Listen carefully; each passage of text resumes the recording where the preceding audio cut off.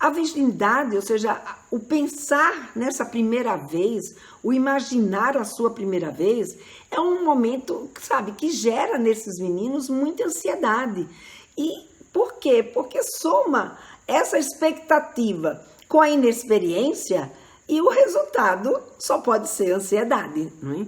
Então, quando esses garotos, eles podem ser preparados, se eles têm com quem poder conversar a respeito do que vai te acontecer, a respeito do que eles podem fazer, do que eles podem agir, de como eles podem agir, tudo isso vai ajudá-los a encarar melhor, a lidar com uma forma mais natural, mais tranquila, esse momento, né, de lidar, né, com essa perda da virgindade deles, né? Então é por conta de tudo isso que eu acho que é importante a gente ter em mente esse assunto, saber que é algo que a gente precisa conversar com os nossos meninos. Não só as meninas precisam saber da dela, mas os meninos também precisam saber da deles, né? E os meninos, né, se a gente for olhar, né, como é que era esse preparo dos meninos para a perda da virgindade? Né? Como é que era essa história da primeira vez dos meninos? Na minha época, na época que eu era adolescente, era completamente diferente de hoje. Então, os meus amigos, os meus irmãos, ou seja, os meninos, né, com quem eu convivia, eram meninos que os pais, naquela época, eles estimulavam muito a ida à casa de prostituição. Então, se eles iam ter a sua primeira vez, se eles iam ter a sua primeira experiência sexual, essa primeira experiência, geralmente, ela acontecia numa casa de prostituição. Nessa casa de prostituição, o que acontecia ali, ficava ali mesmo. Então, por exemplo, se esse garoto, que obviamente ele era inexperiente, chegava nessa casa de prostituição, ele não sabia como lidar com o corpo de uma mulher, não sabia o que é que ele tinha que fazer. E muitos dos meus amigos, eles me diziam: Lena, olha, eu encontrei na minha vida verdadeiras professoras nas casas de prostituição. Claro, a grande maioria não encontrava uma professora, a grande maioria encontrava uma mulher que era paga ali para transar com eles e ponto. Se eles estavam dispostos, se eles conseguiam, beleza, caso contrário, pagava e ia embora, ela só não fazia parte do grupo deles, não ia contar para ninguém.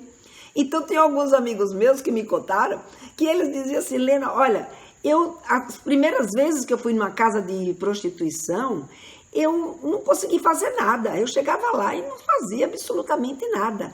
E ficava nervoso e as coisas não aconteciam. E aí eu saía dali, mas também, como ninguém sabia, eu podia inventar a história que eu quisesse. Eu lembro que eu mentia tanto sobre a minha primeira vez, né, ele contando, eu mentia tanto sobre a minha primeira vez, que eu desenhei, né, eu fantasiei, criei uma história que até eu mesmo depois eu já acreditava que eu tinha tido a minha primeira vez. Então, era assim que os meninos iam experimentando, né, o seu desempenho sexual. Eles não aprendiam a se relacionar com alguém, aprendiam a fazer sexo com uma mulher. Era esse o intuito, né, desse preparo deles nessa ida a uma casa de prostituição.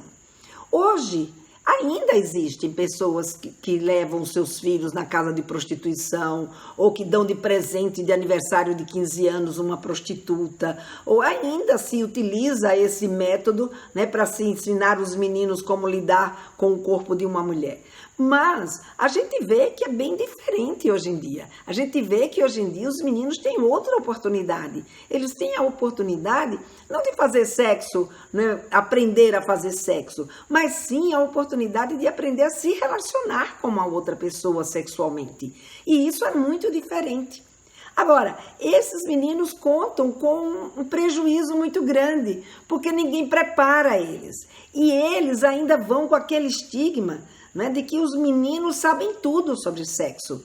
Então, eles não conseguem assumir que eles não sabem, ou seja, e com isso, poder viver um relacionamento, né, com uma garota que seja ou com um garoto, depende aí da orientação sexual de cada um, não é? Enfim, com a sua parceria, vamos falar assim, que seja uma coisa gradativa, que eles vão construindo essa intimidade, que eles vão construindo, né, esse aprendizado, porque ter um relacionamento sexual é um aprendizado. não é mesmo? Então, nesse processo, eles vão passando, né? Muitas vezes, por não serem preparados, se atropelam, já querem chegar sabendo de tudo e dando conta de uma coisa que eles não aprenderam, uma coisa que eles ainda não têm experiência. E com isso eles acabam vivenciando, né, ou podendo vivenciar um tipo de relacionamento ou um tipo de circunstância que não pode ser, que pode não ser agradável e que gera inclusive problemas para a saúde sexual dele. Então é muito importante que a gente converse com eles para que a gente desmistifique determinados conceitos, né, que muitas vezes a gente sem querer vai incutindo na cabeça dos nossos filhos, no nosso dia a dia, na nossa educação e sexualidade que a gente está fazendo ali no nosso dia a dia, que o homem sabe de tudo, que o homem, sim, ele tem que saber sobre sexo, que sim, ele não pode negar fogo. Parece uma bobagem, mas não é. Isso interfere muito na condição e na capacidade dele acreditar nele mesmo.